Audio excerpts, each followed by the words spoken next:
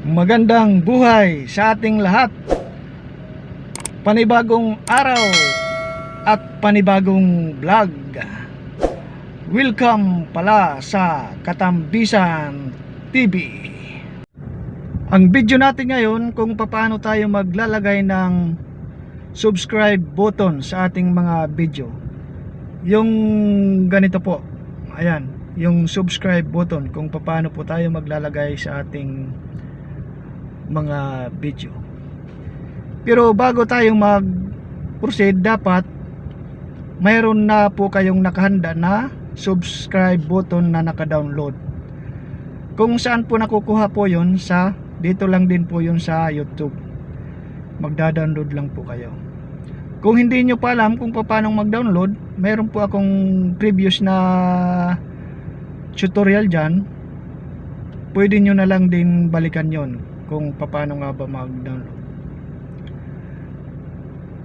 Ngayon, focus lang muna tayo dito kung paano nga ba maglagay ng subscribe button sa ating mga video na ating pan-download sa ating mga social media. CapCut po ang gagamitin natin sa pag-i-edit ng ating mga video.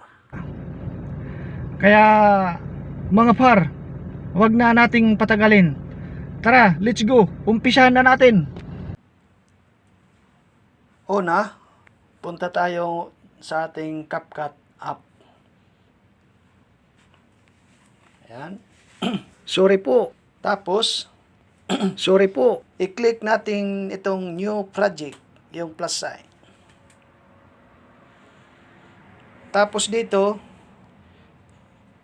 choose nyo na yung video na gusto nyong i-upload at gusto nyong lagyan ng notification bell.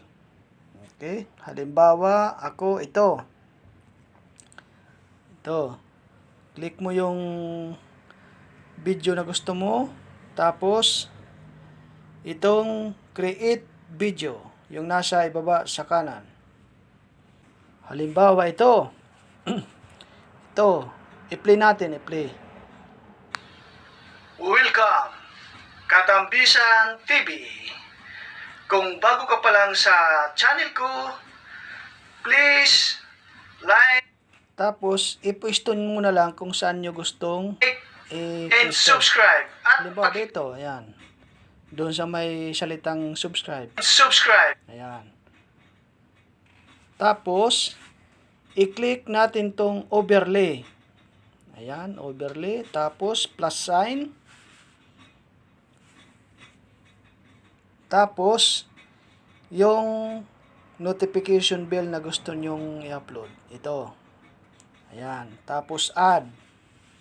Tapos, ayan, nandyan na. Tapos, scroll natin pakaliwa.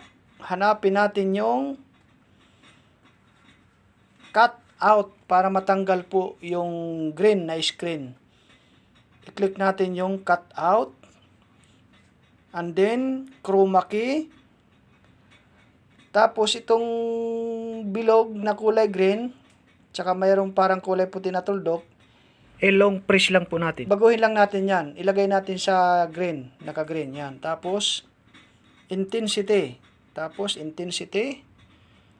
Tapos, dagdagan natin tong parang volume. Ayan. Ito. Tapos, check. I-check natin. Ayan.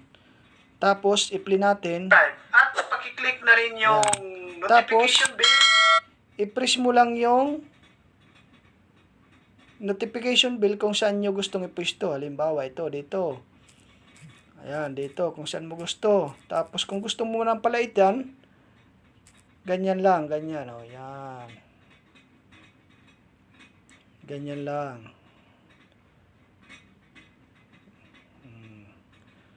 Tapos, ipwesto nyo lang po kung saan nyo gustong ilagay. Tapos, i-play nyo na po. Para updated ka sa mga video na aking i-upload araw-araw. Ganun lang po kadali maglagay ng notification bell sa ating mga video. Yun lang po. At kung sa tingin nyo nakatulong ang aking video, baka naman please like and subscribe at pakiclick na rin yung notification bell para updated ka sa aking mga video araw-araw. Yun lang, bye-bye, maraming salamat.